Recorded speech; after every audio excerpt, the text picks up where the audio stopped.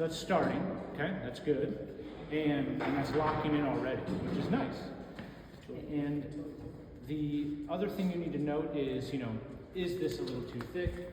Are any of my tenons too wide, right? And just, you might need to saw off an ear wall, a hair, a little bit here or there. But notice, each one's its own template. That's what's going on.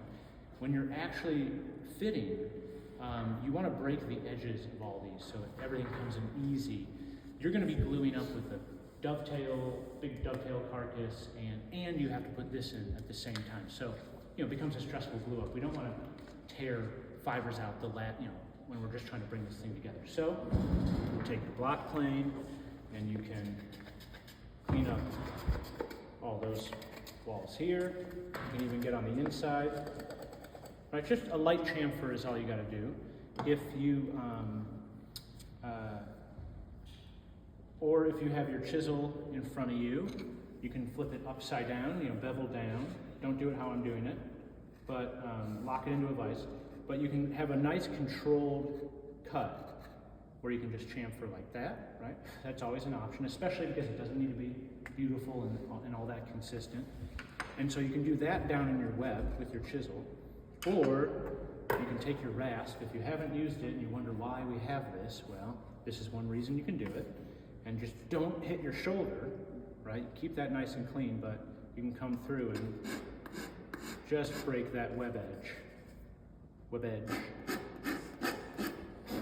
And there you go. So you've done all that. And measuring your lengths, and I'm at just under 3/16, but a heavy 1/8. I don't like making the webs an 1/8. It's just not quite enough of a grab. So the 3/16 is a sweet spot. And that's it. That's the house mortise and tenon. So it's a cool joint. It's really useful. It's really strong.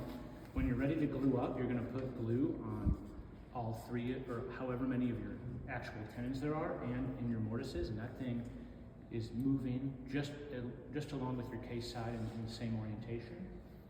And it's a great joint. Any questions? Yes. So the 3 tenons you have there, the reason it's not just one all the way across, is that just to maintain more integrity of the mortise board? Yeah, so that's one. So you don't want to hollow this out too much. Plus, then that's just kind of swimming all over the place. This really locks it in, right? Because it's giving you these confinements where the tenons are. Also, if your board is like cupping or twisting, it really sends it home. And you can, just like dovetails, right? You can kind of conform it back to a straight line. That's exactly what this can do too, but it's hidden.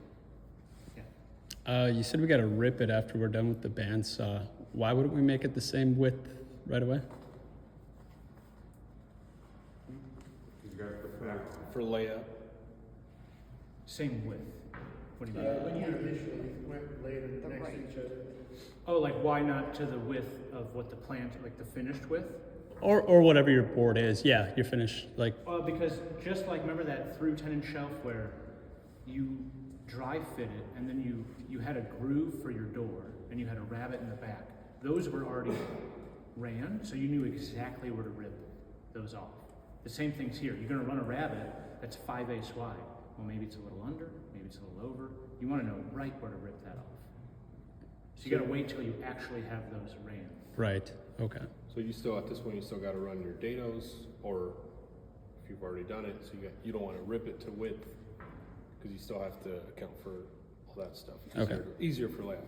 Yeah, with this bottom divider, you're gonna then dry fit the whole thing again, right? Dovetails with this, and then you gotta make marks on where those plane divider stopped dados from.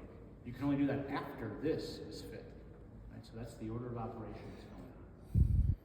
So even then, still don't rip it to width.